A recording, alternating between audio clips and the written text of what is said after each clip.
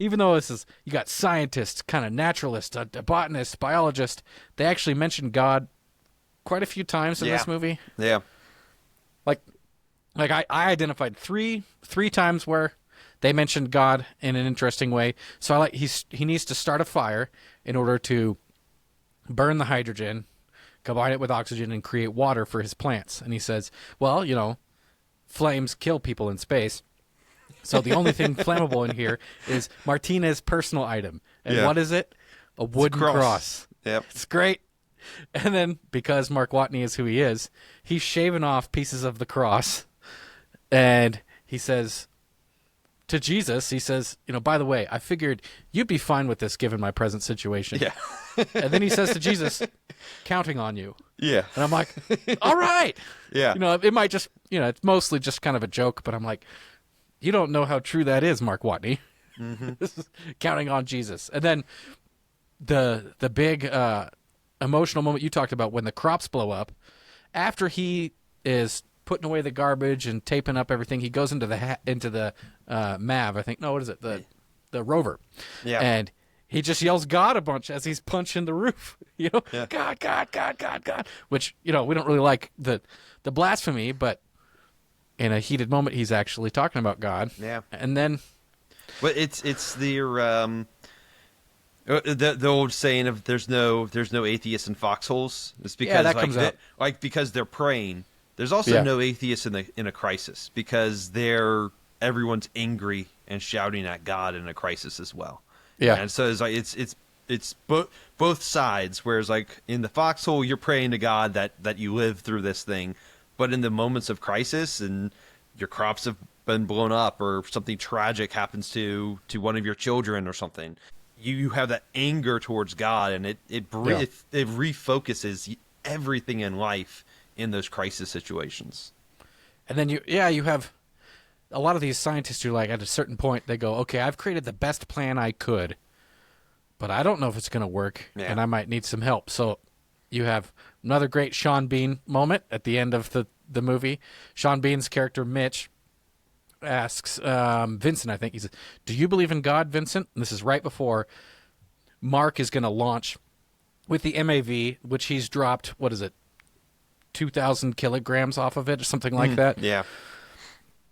Become the fastest man in the history of space travel to reunite with the Ares crew. And Vincent says, yeah, my father was a Hindu and my mother a Baptist. So yeah, I believe in several gods. And Mitch goes, well, we'll take all the help we can get. Yep. And so, again, popcorn theology. On one side, I reject that point. Well, there's a plurality of gods. Yep. No, we are exclusively Christians, exclusively Jesus. Jesus is the only name under heaven by which men might be saved. Acts 4:12. He is the God of gods. But on the positive side, at least you have some of these scientist types understanding they have a need for help. Just that little slice. So you go, okay. And in a movie that could have really taken a jab at religious types, there was a lot of that kind of connection to every man's perspective of, when things are really going poorly, and even if you've laid your best plans, there's ultimately a prayer to be said of, Lord, I know that other things need to happen in order for this plan to work. Please bend them in our favor. Yep. No, I definitely agree. It's interesting because I think this film, it never answers the question, honestly, and it's one of my questions, and I think your point will actually flow into mine fairly well, but really the question of, like, why are we going through such extreme lengths to save one person? Like, to bring him home, like, why is that? Like, because, again, like, an atheistic, materialistic, or even scientific worldview and bent, like, we're just atoms smashing around. Like, someone dying on Mars, someone dying on Earth, someone dying in between. It's all of the same value. And so it's just kind of this interesting thing. So I'll let you kind of go into your points talking about, like, the bringing him home, because I think only in the film doesn't actually address it, like the philosophy behind why. Yeah. Why would you expend so much time and energy but I think you find it in the Christian worldview, and particularly in the person of Christ.